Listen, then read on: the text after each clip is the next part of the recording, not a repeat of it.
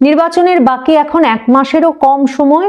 জামায়াতে ইসলামীর নেতৃত্বাধীন 11 দলের যে জোটটি সকল ইসলামী দলগুলোর ভোট এক বাক্সে আনতে গঠিত হয়েছিল, সে দলটি এখনো আসন সমঝোতায় পৌঁছতে পারেনি। অনেক দিন ধরেই টানাপোড়েনের কথা শোনা যাচ্ছিল। সকল টানাপোড়েনের অবসান ঘটিয়ে বুধবার জামায়াতে ইসলামী, ইসলামী আন্দোলন বাংলাদেশ সহ তাদের মিত্র দলগুলো, শরিক দলগুলো মিলে এই আসন সমঝোতার বিষয়টি চূড়ান্তভাবে প্রকাশ করবে, সেটা যখন একরকম নিশ্চিত ছিল, তখন শেষ পর্যন্ত সেই সংবাদ সম্মেলনটি স্থগিত করতে হয়েছে। এবং প্রথম আলো খবর দিচ্ছে যে মঙ্গলবার গভীর রাত পর্যন্ত আসন সমঝোতার চেষ্টা করেও, মানে জামায়াতে ইসলামী যে সংখ্যক আসন ইসলামী আন্দোলন বাংলাদেশ চরমোনাই পীরের দলকে দিতে রাজি হয়েছে, সে বিষয়ে অনেক আলাপ আলোচনা করেও ইসলামী আন্দোলন বাংলাদেশের নেতৃবৃন্দ কোনো সিদ্ধান্তে পৌঁছতে পারেনি। প্রথম আলো জানাচ্ছে যে মঙ্গলবার বিকেলে রাজধানীর পুরানা পল্টনে ইসলামী আন্দোলনের কেন্দ্রীয় কার্যালয় থেকে অনেক নেতা মিলে রামপুরার একটা মাদ্রাসায় যান। দেশের বিভিন্ন স্থান থেকে গাড়ি নিয়ে অনেকে সেই মাদ্রাসায় আসেন এবং সন্ধ্যায় মাগরিবের নামাজের পর সেখানে দলটির শুরা কাউন্সিলের বৈঠক হয়। বৈঠকে কেন্দ্রীয় থেকে তৃণমূলের নেতারা জামায়াতের সঙ্গে সমঝোতার বিষয়ে কয়েকটি অসন্তুষ্টির কথা জানান এবং সেই মাদ্রাসাটিতে রাত 10:30টার দিকে গিয়েও বৈঠক চলার খবর পাওয়া যায়। তবে 8তলা ভবনের নিচতলার গেটের সামনে দলের কয়েকজন নেতাকর্মী অবস্থান করছিলেন যাতে বাইরের কেউ ওপরে যেতে না পারেন, যে কারণে সংবাদ মাধ্যম বা সাংবাদিকেরা আসলে সেই ভবনে প্রবেশ করতে পারেননি বা খবর সংগ্রহ করে আনতে পারেননি। কিন্তু প্রথম আলো বলছে যে রুদ্ধদ্বার বৈঠক সন্ধ্যার পর শুরু হওয়ার পর থেকে রাত 12:15টার সময়ও অবস্থান করে দেখা গেছে যে সমঝোতা নিয়ে নিচেও আলাপ করা হচ্ছে জটলা জটলা করে এবং গভীর রাত পর্যন্ত সেই আলোচনা চলে। কিন্তু দলটি একমত হতে পারে না যে জামায়াতে ইসলামী তাদের জন্য যে এখন মাত্র 40টি আসন ছাড় দিতে চাইছে, ইসলামী আন্দোলনের অনেক নেতাই সেটা মানতে রাজি হয়নি। তবে ইসলামী আন্দোলনের নেতারা একথাও প্রথম আলোকে বলেছেন যে শুরা কাউন্সিলের বৈঠক শেষ হলেও চূড়ান্ত সিদ্ধান্ত আসেনি বটে, কিন্তু সিদ্ধান্ত গ্রহণের ভার এখন সর্বোচ্চ নীতি নির্ধারণী ফোরাম মজলিসে আমেলার কাছে দেওয়া হয়েছে। বুধবার মজলিসে আমেলার বৈঠকে সে চেষ্টা হতে পারে, কিন্তু এটা একেবারেই নিশ্চিত যে এখন শেষ পর্যন্ত দলের আমির চরমোনাই পীরের সিদ্ধান্তের উপরেই আসন সমঝোতার বিষয়টি নির্ভর করছে। কারণ আসন সমঝোতাটা কিভাবে হয়েছে, কোন আসনে কে প্রতিদ্বন্দ্বিতা করবেন এ বিষয়ে জানানোর যে সংবাদ সম্মেলনটি, সেটি যখন স্থগিত হয় তারপর আমার দেশ পত্রিকা শিরোনাম করেছে জামায়াতের গলার কাঁটা এখন চরমোনাই, 11 দলীয় জোটের সংবাদ সম্মেলন স্থগিত। এবং সেখানে তারা বলেছে যে চরমোনাই পীরের ইসলামী আন্দোলন বাংলাদেশকে সন্তুষ্ট করতে শেষ পর্যন্ত 40-এর জায়গায় আরো 5টি আসন দিয়ে জামায়াতে ইসলামী 45টি আসন ছাড় দিয়েছিল ইসলামী আন্দোলন বাংলাদেশের জন্য, কিন্তু তারা রাজি না হওয়ায় এমনকি এর বাইরে আরো 5 সিট উন্মুক্ত রাখতেও সম্মত হয় জামায়াত। তার মানে শেষ পর্যন্ত 50টি সিটের প্রস্তাব ছিল জামায়াতে ইসলামীর তরফে ইসলামী আন্দোলন বাংলাদেশের জন্য, কিন্তু শেষ পর্যন্ত চরমোনাই সংবাদ সম্মেলনে হাজির হতে সম্মতি দেয়নি। এবং পত্রিকাটি লিখছে, আমার দেশ লিখছে, এ অবস্থায় জামায়াতের গলার কাঁটা হয়ে উঠেছে চরমোনাইয়ের দল। আমার দেশ পত্রিকা বলছে, সূত্র জানিয়েছে চরমোনাই পীর সৈয়দ মোহাম্মদ রেজাউল করিমের নেতৃত্বাধীন ইসলামী আন্দোলনের ধারণা দেশব্যাপী তাদের বিশাল ভোট ব্যাংক রয়েছে, তাই তারা আরো বেশি আসনের দাবিদার। এই অবস্থানে তারা অনড় থাকায় দফায় দফায় বৈঠক করেও কোনো সমঝোতায় যেতে পারছে না। সমঝোতার সমস্যাটা এখন কিন্তু জামায়াতে ইসলামীর সাথে শুধুমাত্র ইসলামী আন্দোলন বাংলাদেশের নয়, মামুনুল হকের বাংলাদেশ খেলাফত মজলিসের সঙ্গেও যে সমঝোতা ভেঙে যেতে পারে সেটাও কিন্তু প্রথম আলো খবর দিয়েছে। তারাও বলেছে জামায়াতের জোটে চরমোনাই পীর ও মামুনুল হকের থাকা অনিশ্চয়তায় আসন নিয়ে অসন্তোষ। এবং সেখানে পত্রিকাটি বলছে যে এই যে ইসলামী দলগুলোর ভোট এক বাক্সে নিয়ে আসা, ওয়ান বক্স পলিসি নিয়ে প্রথমে কাজ শুরু করে ইসলামী আন্দোলন বাংলাদেশ এবং চরমোনাই পীরের নেতৃত্বে সেই আলোচনায় যুক্ত হয় বাংলাদেশ খেলাফত মজলিস, মানে মামুনুল হকের দল, খেলাফত মজলিস, বাংলাদেশ খেলাফত আন্দোলন এবং বাংলাদেশ নেজামে ইসলামী পার্টি এবং চরমোনাই পীরের দল বলছে যে ষষ্ঠ দল হিসেবে সেই এক বাক্স নীতির আলোচনায় যোগ দিয়েছিল জামায়াতে ইসলামী। এরপর Jatiya Ganatantrik party Jagopa, Bangladesh development party BDP এরাও সমঝোতার আলোচনায় যুক্ত হয়। কিন্তু জামায়াত যে নাগরিক পার্টি, জাতীয় নাগরিক party NCP, liberal Democratic party LDP এবং আমার বাংলাদেশ পার্টি এবি পার্টিকে আসন সমঝোতায় নিয়ে এসেছে, এ বিষয়ে জামায়াতে ইসলামী, ইসলামী আন্দোলন বাংলাদেশ সহ শরিক কোনো দলের সঙ্গে আলোচনা করার প্রয়োজন বোধ করে নাই। ওই আলোচনাটা তারা ওই তিন দলের সঙ্গে নিজেরা করেছে, মানে জামায়াত আলাদা করে ওই বৈঠক করেছে। এর ওপরে জামায়াতে ইসলামীর আমির যে বেগম খালেদা জিয়ার মৃত্যুর পর এবং তারেক রহমান ফিরে আসার পর গুলশান কার্যালয়ে গিয়ে তারেক রহমানের তিনি যে জাতীয় সরকারের প্রস্তাব দিয়েছেন, এখন ইসলামী আন্দোলন বাংলাদেশ বলছে যে তারা এই জাতীয় সরকার গঠনের পক্ষে যে আলোচনা করে এসেছেন জামায়াতে ইসলামীর আমির, সে সম্পর্কেও কোনো আলোচনা তিনি শরিক দলগুলোর সঙ্গে বা সমঝোতার ভুক্ত অন্য দলগুলোর সঙ্গে বা ইসলামী আন্দোলন বাংলাদেশের সঙ্গে করে নাই এবং ইসলামী আন্দোলন বাংলাদেশ এটাকেও একটা দ্বিচারিতা হিসেবে দেখছে। আমার দেশ পত্রিকা লিখছে যে মামুনুল হকের নেতৃত্বাধীন বাংলাদেশ খেলাফত মজলিসও প্রকৃত অবস্থানের চেয়ে তাদের ভাষায় বেশি উচ্চাকাঙ্ক্ষী হয়, তারাও বেশি আসন দাবি করছে। তাদের সঙ্গেও জামায়াতের চূড়ান্ত বনিবনা এখনো হয়নি। শেষ পর্যন্ত দল দুটি মানে চরমোনাই পীরের ইসলামী আন্দোলন বাংলাদেশ এবং মামুনুল হকের বাংলাদেশ খেলাফত মজলিস জোট থেকে বেরিয়ে আলাদা নির্বাচন করতে পারে বলে জানা গেছে। এই মামুনুল হককে ঢাকায় অথবা তার পছন্দ মতো অন্য কোনো জায়গায় বিএনপির থেকে জোটভুক্ত হয়ে নির্বাচন করবার এক রকমের আহ্বান, অনুরোধ বিএনপির তরফে ছিল।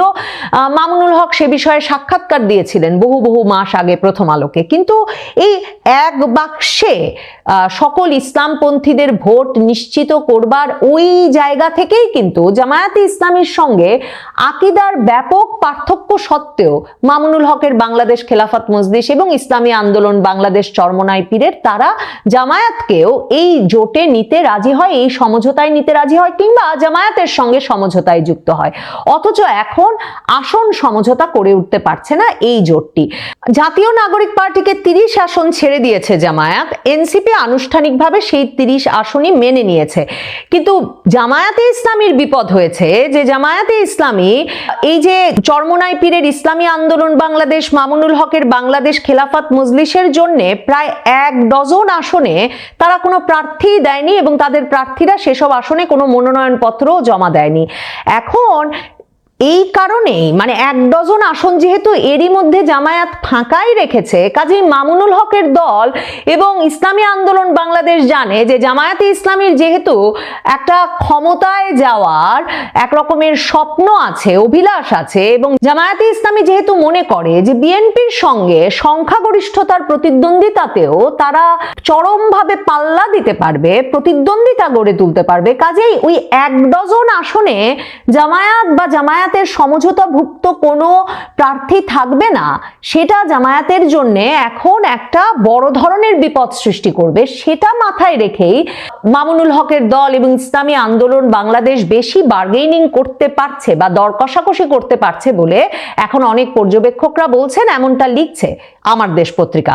8টি সমমনা দলের ঐক্য গড়ে এই যে ইসলামী আন্দোলন বাংলাদেশ, জামায়াতে ইসলামী তারা কিন্তু আনুপাতিক প্রতিনিধিত্ব পদ্ধতির নির্বাচনের দাবিতে, জাতীয় সংসদ নির্বাচনের আগে গণভোটের দাবিতে সেই অগাস্ট সেপ্টেম্বর মাস থেকে এই রাজপথে আন্দোলন চালিয়ে আসছিল এবং তারা জোটবদ্ধ নির্বাচনের ঘোষণা দিয়েও অনেক দূর এগিয়েছিল। এরপর এই জোটে এসে এলডিপি মানে অলি আহমেদের দল এলডিপি, তারপর 2024-এর আন্দোলনের নেতৃত্ব দানকারী তরুণদের দল এনসিপি এবং মুজিবুর রহমান মঞ্জু ব্যারিস্টার ফুয়াদের দল এবি পার্টি যুক্ত হওয়ার পর থেকেই এই জামায়াত জোটে ইসলামী দলগুলোর গুরুত্ব কমে আসছে এমন একটা অনুভূতি এখন চরমোনাই পীরের দল, ইসলামী আন্দোলন বাংলাদেশ কিংবা বাংলাদেশ খেলাফত মজলিস সহ প্রথম যারা জোটভুক্ত হয়েছিলেন ওয়ান বক্স পলিসি বা এক বাক্সে ভোট আনার নীতিতে উদ্বুদ্ধ হয়ে তাদের কাছে এরকম একটা অনুভূতি হচ্ছে, এবং সে কারণেই তারা বিশেষভাবে জামায়াতে ইসলামী যে এই পুরো জোটের একটা নেতৃত্ব নিয়ে নিতে চাইছে, যে তারা যে জোটে আসন ভাগাভাগির সিদ্ধান্ত নিজেরা নিজেরা নিচ্ছে এবং 30টি আসন এনসিপি কে দিয়ে দিয়েছে, সেই ভাগাভাগির নেতৃত্ব নিজেরাই নিয়ে সেগুলো কোনোভাবেই মেনে নিতে পারছেন না চরমোনাই পীরের দল কিংবা মামুনুল হকের দল। সেটারই ফলশ্রুতিতে এখন সমঝোতাটা এতটা অসম্ভব হয়ে পড়েছে।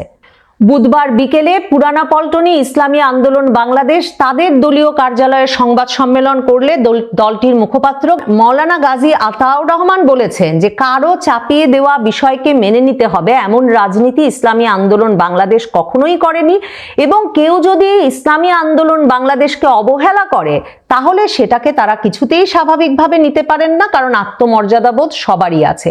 এই অবস্থায় মামুনুল হকের খেলাফত মজলিসকে 20টি পর্যন্ত আসন দিতে রাজি হয়েছে জামায়াতে ইসলামী। তবে মামুনুল হকের পক্ষ থেকেও, ওই দলের পক্ষ থেকেও বলা হচ্ছে যে তারা এখনো জোট কাজ করবে এবং সকলে সমঝোতায় পৌঁছতে পারবেন এমন প্রত্যাশা করছেন বটে, তবে প্রয়োজনে তারা এককভাবে নির্বাচন করতেও রাজি আছেন। জামায়াতে ইসলামীর আমির এমন অবস্থায় বুধবার নিজের ভেরিফাইড ফেসবুক পেজে দেওয়া এক পোস্টে বলেছেন যে দেশের চলমান পরিস্থিতিতে সবাইকে সর্বোচ্চ প্রজ্ঞা ও ধৈর্যের পরিচয় দেওয়ার পাশাপাশি দায়িত্বশীল আচরণ করতে হবে, এবং তিনি বলেছেন, প্রিয় সহকর্মীবৃন্দ, বহু ত্যাগ এবং কুরবানির সিঁড়ি বেয়ে প্রিয় সংগঠন ও জাতি মহান আল্লাহ তাআলার একান্ত মেহেরবানিতে এ পর্যায়ে এসে দাঁড়িয়েছে। তিনি লিখেছেন, সময়টা জাতীয় জীবনের জন্য অতি গুরুত্বপূর্ণ একটি বাঁক। এ সময়ে সবাইকে সর্বোচ্চ প্রজ্ঞা ও ধৈর্যের পরিচয় দিতে হবে, দায়িত্বশীল আচরণ করতে হবে, কারো ব্যাপারেই কোনো ধরনের বিরূপ আচরণ করা থেকে বিরত থাকতে হবে। এই বার্তা তিনি কি তার দলের নেতাকর্মীদের দিয়েছেন নাকি তার জোট বা সমঝোতা ভুক্ত সহকর্মী বৃন্দর উদ্দেশ্যে এই কথা বলেছেন সেটা বলা মুশকিল। তবে জামায়াতে ইসলামী এবং ইসলামী আন্দোলন বাংলাদেশ দু দলের নেতৃবৃন্দই বলছেন যে শেষ পর্যন্ত দলের শীর্ষ নেতা যা সিদ্ধান্ত নেবেন সেটাই পুরো দল মেনে নিতে প্রস্তুত, এবং জামাত এবং ইসলামী আন্দোলন বাংলাদেশ দু তরফের কথাতেই পরিষ্কার যে শেষ পর্যন্ত এখন বিষয়টি নির্ভর করছে চরমোনাই পীর কতটা ছাড় দিতে প্রস্তুত রয়েছেন তার উপর। যারা শুরুতে থাম্বনেল দেখে গালাগাল শুরু করেছেন তাদের জন্য আমার দোয়া থাকবে, ভালোবাসা থাকবে। সাধারণত আমাকে গালাগালি মানুষ একটু কম করে, মাঝে মাঝে মনে হয় যে আমি কি আপনাদের পক্ষে আছি না বিপক্ষে আছি। একটু গালাগাল দিলে মনে হয় যে আমি সত্যটা বলছি। আবার বলছি না গালাগাল বেশি দিবেন, কারণ গালাগালি আপনি দিবেন, সওয়াব আমার হবে, গুনাহটা আপনার হবে। দরকারটা কি আমার ভিডিও দেখে নিজেকে গুনাহগার বানাবার? দর্শক, জামাত জোট ভেঙে যাচ্ছে এই শব্দটা শুনে যারা জামাত পছন্দ করছেন তারা হয়তো কষ্ট পেয়েছেন, গালাগালি শুরু করেছেন, কিন্তু বিষয়টা একটু বিস্তারিত শোনার পর যদি মন্তব্য করেন আপনাদের জন্য এবং সবার জন্য ভালো হয়। আমরা বিশ্বাসী ছিলাম যে ফ্যাসিস্ট হাসিনা পালিয়ে যাওয়ার পর বাংলাদেশের দুটো শক্তি দাঁড়িয়ে যাবে, এক ন্যাশনালিস্ট, এক ইসলামিস্ট। ন্যাশনালিস্ট বলতে আমরা জিয়াউর রহমানের বিএনপিকে বুঝি, যেটি এই মুহূর্তে একজন প্রজ্ঞাবান রাজনীতিক জনাব তারেক রহমানের নেতৃত্বে চলছে, যিনি এই বিএনপিকে ভঙ্গুর দশা থেকে টেনে তোলার জন্য তারা আপ্রাণ চেষ্টা করছেন। তিনি দিনরাত কাজ করছেন। পাশাপাশি রয়েছে বিপরীতে বাংলাদেশের একটা জনপ্রিয় নাম জামায়াতে ইসলাম। এরা ফ্যাসিস্ট হাসিনার আমলে তাদের শীর্ষ নেতাদের হারিয়েছেন অজস্র নেতা কর্মীকে, কিন্তু আপোষ করেনি ফ্যাসিস্টদের সাথে। তার মানে এই দুটো দল মোটা দাগে পরীক্ষিত রাজনীতি। বাংলাদেশের একটা পরিচ্ছন্ন রাজনীতিতে বিএনপি এবং জামাত দুটো মুখোমুখি শক্তি। যদিও বিগত কয়েক যুগ ধরে তারা ছিল একজোট বন্ধু, সীসাগলা প্রাচীরের মতো, কিন্তু আগামী নির্বাচনে যেহেতু আওয়ামী লীগ নেই, সেহেতু তারা দুই দলই এখন মুখোমুখি অবস্থানে আছে। এখন কোনো বক্তব্য সত্য বললেও কেউ কারো পক্ষে আপনারা বিবেচনা করে ফেলেন, এটা একটু আমাদের জন্য অনভিপ্রেত। দর্শক, বিএনপি এখন ঠিক সঠিক পথে হাঁটছে যখন তারেক রহমান দেশে পা রেখেছেন, কিন্তু তারেক রহমান দেশে আসার আগ পর্যন্ত আমরা বিএনপিকে দেখেছি টালমাটাল অবস্থায়। প্রশ্ন হলো, এই মুহূর্তে জামাত কি সঠিক পথে আছে? জি, যারা কিছু ভুল করেছে সেই ভুলের মাসুলও তারা দিতে শুরু করেছে। যেমন বিএনপি প্রথম দফায় তারা অনেকগুলো আসনে তাদের মনোনয়ন চূড়ান্ত করলেও কিছু কিছু আসনে জোটকে দেবে বলে তারা সেই আসনগুলোতে তাদের প্রার্থী কনফার্ম করেনি। আর জামাত সেই ট্র্যাপে পা দিয়েছে, অর্থাৎ জামাত ধরে নিয়েছিল 8 দলীয় যে জোট, সেই জোটটি তারা অক্ষুণ্ণ রাখবেন। আর সেই হিসেবে জামাত ইসলাম তখন 8 দলকে নিয়ে 300 আসনের প্ল্যান করেছে। আর এই 300 আসনের মধ্যে বাংলাদেশের অন্যতম আরেকটি জনপ্রিয় ইসলামিক দল চরমোনাই, সেই দলটিকে জামাত ভেবেছিলেন যে এই আসনের মধ্যে তাদেরকে রাখবেন। পাশাপাশি মাওলানা মামুনুল হককেও তারা মাথায় রেখেছেন এনসিপির মতো আরো অনেকগুলো দলকে। ওই সময়টাতে জামাতের অনেক নীতি নির্ধারকরা আমাদের বলতেন যে এই 8 দলীয় জোট ভাঙবে না, এটা অক্ষুণ্ণ থাকবে। তাই বিগত যখন তারা মনোনয়ন দিয়েছেন এবং প্রার্থিতার জন্য আবেদন করা হয়েছে, তখন 1 থেকে 1.5 ডজন আসনে জামাত কোনো প্রার্থী রাখেনি এবং সেই আসনগুলো বলা যাচ্ছে মামুনুল হক এবং চরমোনাইকে দিতে পারে জামাত, এই বিষয়টি চূড়ান্ত হয়েছিল। কিন্তু সর্বশেষ যে তথ্যটি আমরা পেলাম সেখানে বোঝা যাচ্ছে যে জামায়াতের সাথে চরমোনাইয়ের বনিবনা শেষ পর্যন্ত হচ্ছে না। জামাত চরমোনাইকে 40টি আসন দিতে চাইছে এই মুহূর্তে, যদিও তারা প্রথমে 30টি দিতে চেয়েছে। এই পরে চরমোনাইয়ের এই বিষয়টিতে রাজি না হওয়ায় তারা আরো 10টি বাড়িয়ে দিয়েছে। কিন্তু চরমোনাই তারপরও নাখোশ। চরমোনাই চাইছে এই মুহূর্তে 100 আসন। এখন প্রশ্ন করেন, জামাতের মতো একটি ইসলামিক দল যদি চরমোনাইকে 100 আসন দিয়ে দেয়, তাহলে বাকি জোটকে যদি আরো 50টি দেয়, 150টি আসন। এখন জামাত চাইছে যে চরমোনাইয়ের যেহেতু একটু আঞ্চলিক দল বলা হয়, যে এটা বরিশাল কেন্দ্রিক একটি দল, সারা দেশে তাদের জনপ্রিয়তা আছে, কিন্তু চরমোনাইয়ের একটা দুর্বল জায়গা হলো চরমোনাইয়ের প্রত্যেকে চরমোনাইকে ভোট দেয় না। আপনারা দেখবেন যে বরিশাল বিভাগের মধ্যে চরমোনাইয়ের খুব শক্তিশালী নেটওয়ার্ক আছে, শক্তিশালী সংগঠন, কিন্তু সেখানেও তারা কোনো এমপি পদ বাদ দিয়ে পৌরসভা ইউনিয়ন পর্যায়ে তারা বিজয় লাভ করতে পারে না। যে কারণে বলা হয় যে চরমোনাইয়ের যে অনুসারীরা আছেন তারা চরমোনাইকেও ভোট দেন না, কারণ চরমোনাই একটি দায়ী সংগঠন, ইসলামের জন্য খেদমতকারী সংগঠন। তারা ইসলামের জন্য কাজ করেন, কিন্তু তাদের যারা অনুসারী এরা বিএনপি এবং আওয়ামী লীগের মধ্যে ভাগ হয়ে যান। এটা কিন্তু সত্যতা আছে। আমি এমন অনেক বিএনপিকে চিনি, এমন অনেক আওয়ামী লীগের লোককে চিনি যারা চরমোনাইকে ভালোবাসেন, অনুদান দেন, চরমোনাইয়ের মাহফিলে যান, চরমোনাইয়ের তালিমে যান, কিন্তু ভোটটা আওয়ামী লীগে দেন। কিন্তু জামাতের ক্ষেত্রে বিষয়টা পুরো ভিন্ন। জামায়াত ইসলামী এমন একটি সংগঠন, তারা তাদের ভোটের জন্য প্রয়োজনে লড়াই করেন, যুদ্ধ করেন, জীবন দেন, কিন্তু তারা কখনো বিপরীত ব্যক্তিকে ভোট দেন না বা ভোট বিক্রি হওয়ার সুযোগ দেন না। তো এই ক্ষেত্রে চরমোনাইয়ের সারা দেশে তাদের অনুসারীদের দিয়ে হিসেব করা যায় না আসলে প্রকৃত ভোট সংখ্যা তাদের কত, গেল একটা। দ্বিতীয় বিষয় হলো যেমন যে আসনগুলো ফাঁকা রেখেছে এবং মনোনয়ন চূড়ান্ত করেনি বা সেখানে প্রার্থীরা আবেদন করেনি, এই আসনগুলোতে এখন যদি কোনোভাবে চরমোনাই বা মামুনুল হক চলে যায় জোট ভেঙে, জামাতের এই আসনগুলোতে কোনো প্রার্থী থাকবে না। এটা জামাতকে একটা বড় চাপে ফেলে দিয়েছে। এটা জামাতের একটি ভুল থেকে আমি বলবো যে জামাত এই ভুলটি করেছে। একটি কি বলবো যে এতগুলো জ্ঞানী লোকের সংগঠন, ইসলামিক আন্দোলনের একটা দল, তারা দাবি করছেন, কিন্তু তারা এই ভুলটা কি করে করছেন? তারা এরকম করতে পারতো যে তারা সেখানে প্রার্থী দিতেন, প্রার্থীরা পরবর্তী যখন জোট হতো প্রার্থীরা তাদের প্রার্থীতা প্রত্যাহার করত, কিন্তু জামাত এই কাজটি করেনি। তারা নিজেরা প্রায় 200 বা 250 মতো আসনে প্রার্থীদের দিয়েছে, বাকিগুলো জোটের জন্য রেখেছিল।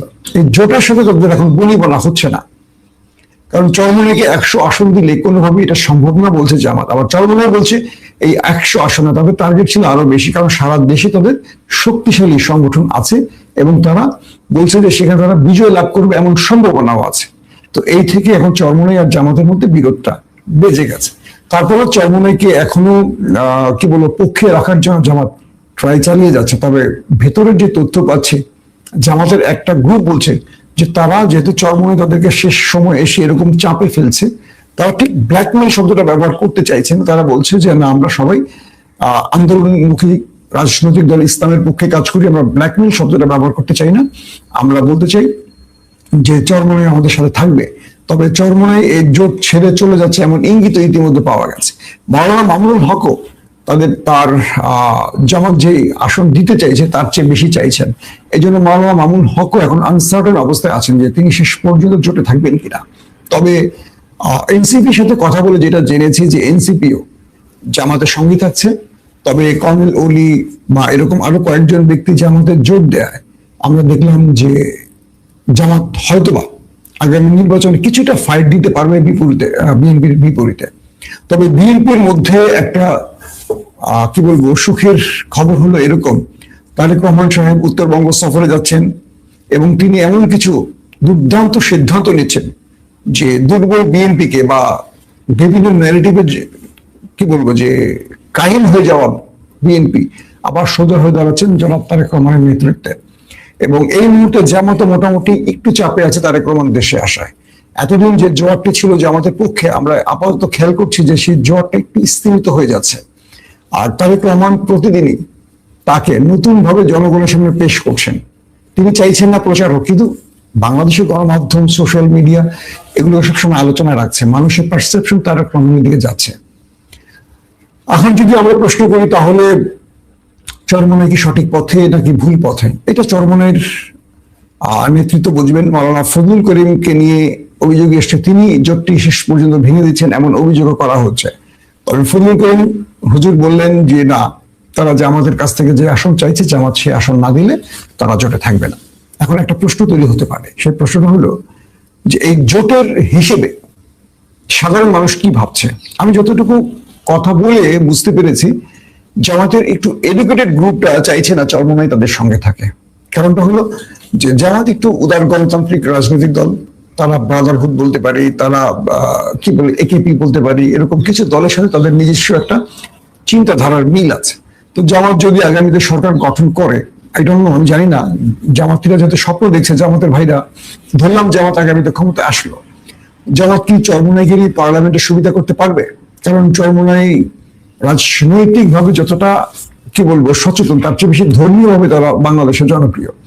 তো জামাতের যারা একটু এডুকেটেড গ্রুপ তারা বলছে যে চরমনাইকে বাদ দিয়ে জামাতে এগিয়ে চলা উচিত, কারণ আগামীতে চরমনাই জামাতকে যথেষ্ট পেইন দিবে, এটা বলছে এডুকেটেড গ্রুপ। কারণ বিগত সময়গুলোতে আমরা দেখেছি চরমনাই সেইভাবে মানে জামাতকে সবসময় প্রকাশ্যে বিরোধিতা করতো, যদিও জামাত চরমনাইয়ের বিরোধিতা নেতৃত্বের পর্যায় থেকে করতো না, কর্মী লেভেলে বা সোশ্যাল মিডিয়া তাদের বিরোধিতা ছিল, কিন্তু জামাতের নেতারা এই কাজটি করতো না।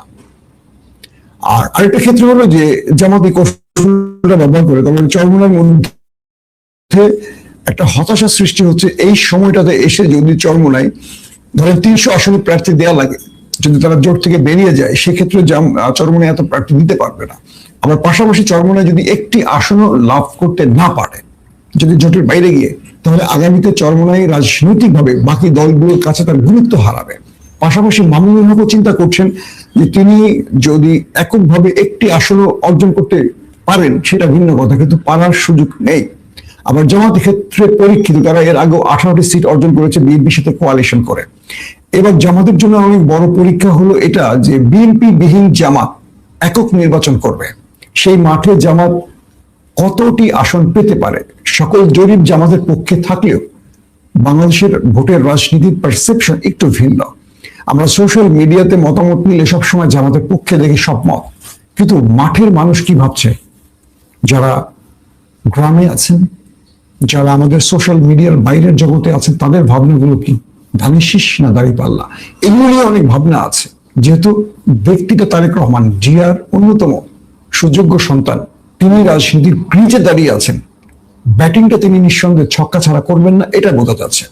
আবার পাশাপাশি জামাতের আমির ডক্টর শফিক, তিনি তো নিজের সিলেট বাদ দিয়ে ঢাকা নির্বাচন করছেন, এটা নিয়ে প্রশ্ন আসছে যে তিনি নিজের এলাকাতে জনপ্রিয় নন, আর যদি জনপ্রিয় হন তবে সিলেট কেন না, ঢাকা কেন? আবার ঢাকাতে তিনি যে আসনে দাঁড়াচ্ছেন সেটাও মোটামুটি হাড্ডাহাড্ডি পজিশনে রয়েছে। সবকিছু মিলে অনেক প্রশ্ন আগামীতে আরো তৈরি হবে। তবে এক বাক্যে বলতে পারি জামাত জোটটি ভেঙে যাওয়ায় জামাত একটা বড় মাইনকা চিপায় পড়ছে, কারণ তার প্রায় 1 থেকে 1.5 ডজন আসনে কোনো প্রার্থী নেই। এটা জামাতের বোকামি, এই সময় এসে এরকম বোকামির সিদ্ধান্ত জামাত কি করে নিল, নাকি অনেক বেশি আবেগপূর্ণ ছিল, এটা নিয়েও জামাতের কলাম লেখকরা এখন বিভিন্ন প্রশ্ন তুলছে।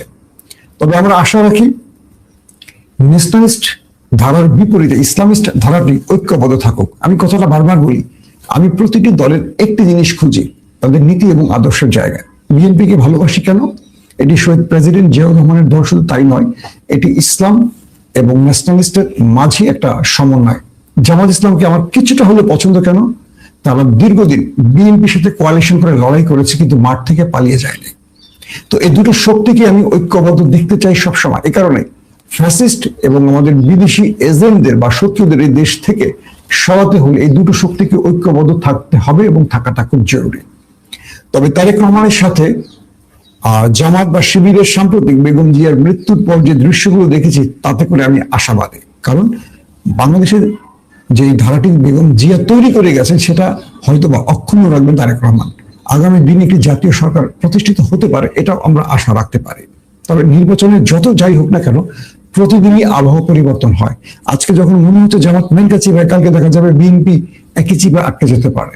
অর্থাৎ ঠিক 12 ফেব্রুয়ারির আগ পর্যন্ত রাজনীতিতে বহু কিছু ঘটবে, এটা বলা মুশকিল।